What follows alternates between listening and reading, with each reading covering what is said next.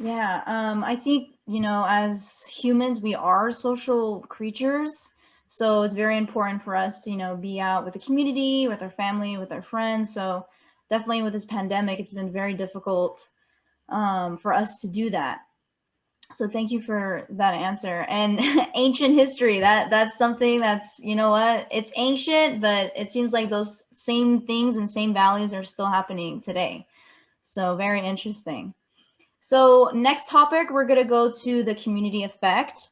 So our first question is, what can people with HIV do to protect themselves during this pandemic? Well, I would encourage people to keep up with um, current news as things change. And I think people who are HIV patients have learned that we can't rely on old information necessarily. Sometimes it's good, but especially as new drugs or other treatments come out, then we need to learn what those effects are and how it actually affects our body. And so that is one thing I'd say is to learn like about the new variants and things that are coming up, really follow those guidelines now about double masking, about following those health guidelines because they really do make a difference. And I would encourage them not to let down until they get their full protection from the vaccination. Yeah, and I think I was recently vaccinated for my second dose, and I think a lot of like the common misconceptions, sorry, like about the whole vaccine. It's like after you get your first dose, like a lot of people they feel like invincible now, so they're kind of forgetting what we've learned over this past year, and they're kind of just like not social distancing, maybe not washing their hands as often, but like as we know, even after the second dose, it's only like 95% effective. So Mhm. I think even after that, it's still important to be safe, like you said. Um, but yeah. Next question for the community: are there any shortages of HIV medicine or pre-exposure prophylaxis, or PrEP for short? So, are there any shortages of those types of HIV meds expected during this pandemic? Not that I'm aware of. Um, I think that the raw materials and other manufacturing processes are different than vaccination manufacturing or vaccine manufacturing. So there wasn't any crossover or interruption with that production.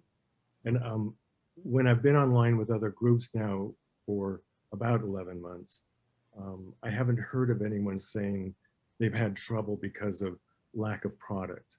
Some people have had trouble because of lack of access, just getting into their pharmacy or having a problem with their delivery or something like that. And if I might mention, I did get my first vaccination. And I've been encouraging any friend, um, anybody to go ahead and get that. But there was some worry that people had about being HIV positive, if it would somehow um, have a negative effect by getting the vaccine. But the protection is so much greater than any chance you would have of not having it, of maybe getting the virus, um, getting COVID, that it's just not worth avoiding the vaccine. Great. And following off of that, if you don't mind me asking, did you have any symptoms after your first shot, per se? I had a little malaise, like um, they swear that the needle isn't longer, but I did have a sore in my arm, and I swear that needle is longer on this one. I'm not sure why, but at least that's my imagination. So I had a little like again, just kind of a drowsiness or achiness in my body. I couldn't identify it as like a flu feeling, and I didn't have any vomiting or headache. Okay, awesome. I know for my second um, shot, I had more of a more symptoms. I definitely had muscle Mhm. aches, achiness, tiredness. So hopefully your second shot would be a little bit better than that. But I'm glad that you're able to, you know, get the COVID vaccine, even though you have HIV, and kind of be an advocate or an example for people to kind of clear the air as far as that goes.